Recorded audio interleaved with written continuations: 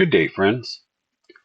While carrying out a simple rear bumper replacement, it was obvious that the rust bubbles growing along the lower edge of the tailgate that I have been monitoring for a few years now have begun to produce significant blisters.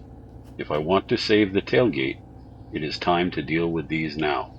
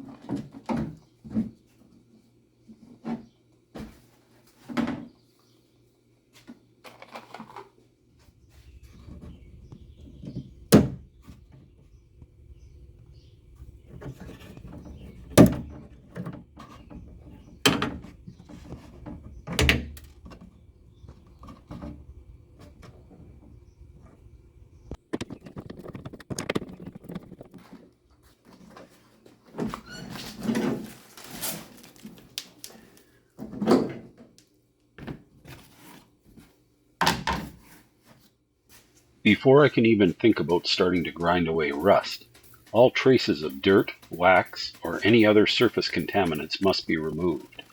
I like to start with a pure sunlight soap wash, which I have already done, and then move on to Windex and finally wax and grease remover. Key is to not let anything dry on the surface. Spray a small area and buff dry, rotating your cloth frequently.